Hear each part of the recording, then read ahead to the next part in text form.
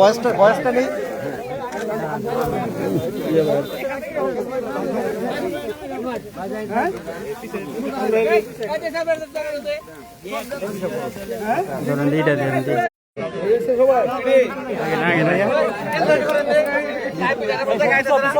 দাঁড়ি নষ্ট করতেছে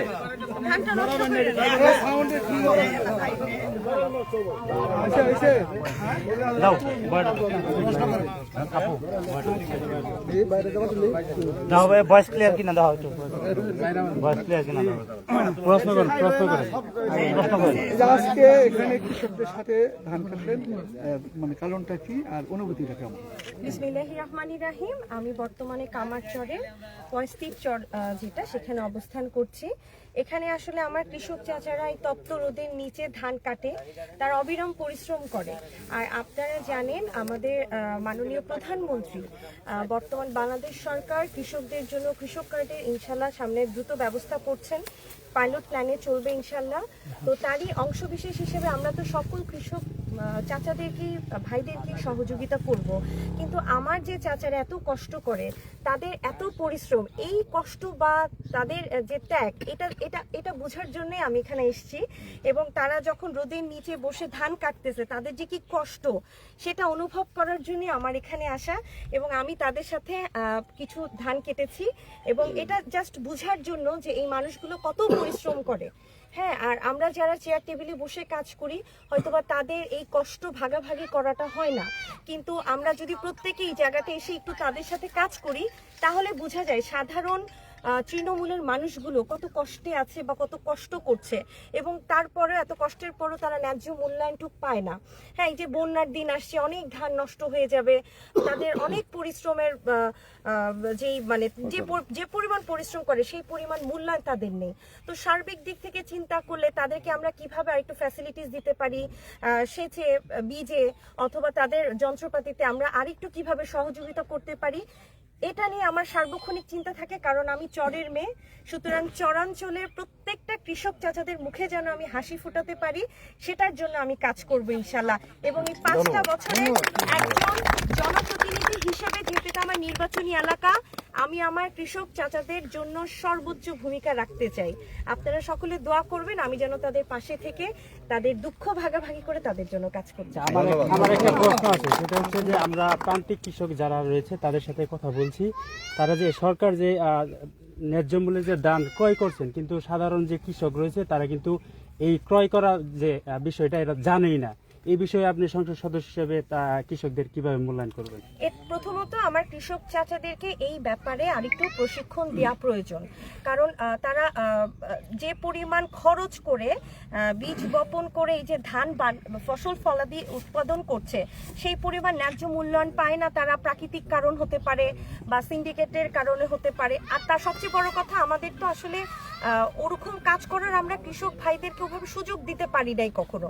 যেহেতু বর্তমান সরকার মাননীয় প্রধানমন্ত্রী তারেক রহমান এসেছেন এবং কৃষি বান্ধব একটা সরকার, এবং আপনারা জানেন এই শেরপুরটা হচ্ছে একটা কৃষি উদ্বৃত্ত এলাকা, সুতরাং বর্তমানে আমি আমার কৃষক চাচাদের প্রশিক্ষণ দেওয়ার ব্যবস্থা করব, তারা যেন এই ব্যাপারে আরো জ্ঞান অর্জন করতে পারে এবং নতুন নতুন কৃষি যন্ত্রপাতি আনার মাধ্যমে সহজে তারা যেন সেচ কাজ করতে পারে, সহজ ন্যায্য মূল্যে যেন তারা বীজ বপন করতে পারে এবং তারা পর্যাপ্ত পরিমাণ উৎপাদনের মাধ্যমে একদম স্বয়ংসম্পূর্ণভাবে তারা ইনকাম করতে পারে। সেই ব্যাপারে আমি তাদেরকে সর্বোচ্চ সুযোগ সুবিধা দিতে চাই। আমার কিছুটা সময় লাগবে, কিন্তু আমার বিশ্বাস আগামী 5 বছরের মধ্যে আমি তাদের মুখে হাসি ফুটাবো। আরেকটা কথা, আজকে এখানে আসার উদ্দেশ্যটা কি? খাল খনন পরিদর্শন ওই বিষয়ে মূলত আমরা খাল খনন কর্মসূচি আছে আমাদের সামনে, এবং এই প্ল্যানিং চলছে। তো প্রথমত আমাদের এই পয়স্তির চরে খাল খননের কর্মসূচি হবে, তারই পরিক্রমায় আমি আজকে পরিদর্শন করতে এসেছি যে আমরা কোন জায়গায় খাল খনন করব। বিশেষ করে আপনারা জানেন এখন ধান কাটার মৌসুম, তো আমরা এমন একটা জায়গা সিলেক্ট করতে চাই যেখানে আমার কৃষক চাচাদের, কৃষক ভাইদের ধানি জমিতে কোনো ক্ষতি না হয়। হ্যাঁ, এবং তাদের বর্তমানে ধান কাটার সাথে যেন খাল খননের কর্মসূচির যেন কোনো ধানের বা উৎপাদিত ফসলের কোনো ক্ষতি না হয়, সার্বিক দিক বিবেচনা করেই আমরা খাল খনন কর্মসূচি করব। এর জন্য আমাদের পরিদর্শন দরকার, প্ল্যানিং এর দরকার। সেই প্ল্যানিংটা করার জন্যই আমরা এসেছি, যেন আমার কৃষক চাচা ক্ষতিগ্রস্ত না হয়। আসেন এইগুলি খুলে দেন, সব এইগুলি সবগুলি খুলে দেন। আঙ্কিলের একটা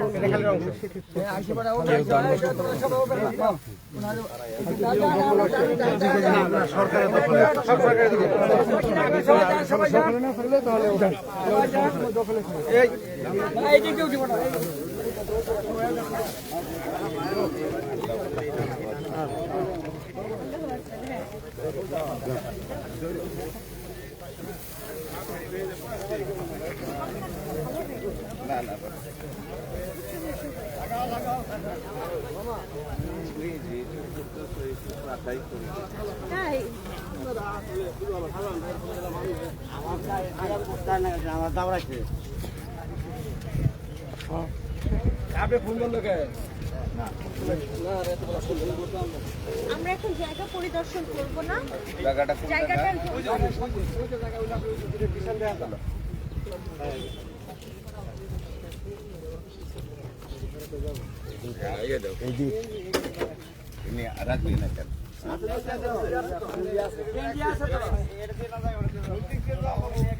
কোন দিক দিয়া আমরা যাবো? কোন জায়গায়? এখন এই যে আপনি দেখতেছেন ওই জায়গায় গেলে আর 1.5 কিলো ওই জায়গায় যাওয়া না, উদ্বোধন করবে কোন জায়গায়? তাহলে ওই জায়গায় কেন যাবো? ওইটা আমি বলতেছি। হ্যাঁ, এদিক দিয়ে ওই দিক দিয়ে। আচ্ছা, মঞ্চ এই জায়গায় করব, এই জায়গায় মঞ্চ করব।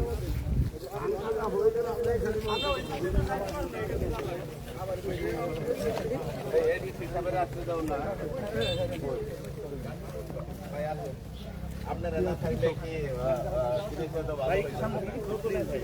গতকালকে রাতে ম্যাডাম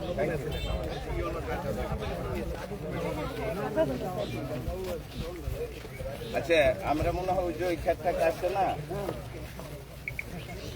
প্রিয়াঙ্কা, আমরা মনে হয় এদিক থেকে যে নামার তার প্রয়োজন নাই, এখানে শুরু করবো। এটাই না? এটা আর ওইদিকে গেছে। এখানে শুরু করলে এই ক্ষেতটা কাট, এই ক্ষেত্রে আমার দরকার নাই। শোন না, কথা শোন, এই ক্ষেতটা কেটে দাও আজকে। ধান কি পাকছে? 12টার সময় যে 11টা সকালবেলা আমরা আরো কিছু ওইদিকে মানে ধান কাটা ছিল, কিছু সাইড সিলেক্ট করে রেখেছিলাম। তারপরে আপনাদের না না, কোন জায়গায় এটা বলেন? ওইটা আরো দূরে, ওইদিকে একটু ভিতরে আর কি, ওইটা সামনে আসতে হবে।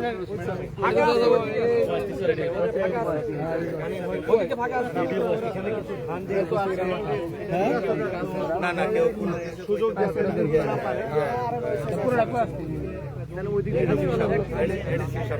আমি একটা কথা বলবো, ওটা মনে হয়েছে যে ডিসি ম্যাডামও আসবেন। ম্যাডাম দেখে গাড়ি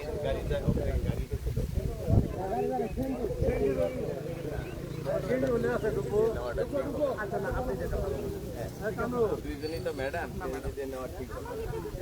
তোমার সমস্যা নাই, ম্যাডামের সময়ের মূল্য আছে। তাহলে আমরা না, এটা পরামর্শ এই ক্ষেত্রে যদি লাল জায়গায় ওটা মাঝখানে কাটো, ওটাই ওই নিচে থাকে। 200 গজের মতো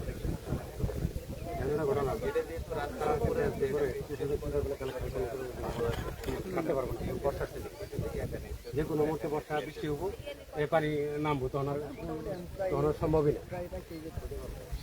এখন যেটা পাকছে মোটামুটি পাকছে মোটামুটি পাকছে কারণ যায়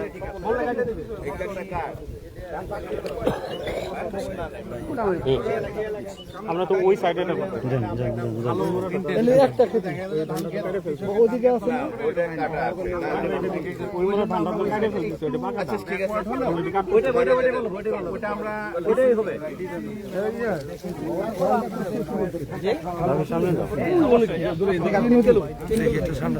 মোটরসাইকেল না হ্যাঁ মোটরসাইকেল এদিকে আমরা ওই সাইডে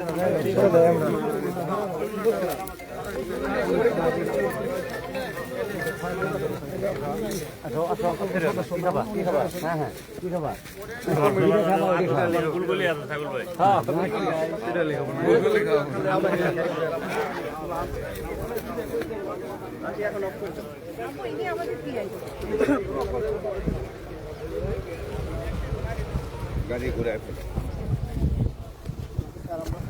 এটা স্যার আপনি যেভাবে বলেন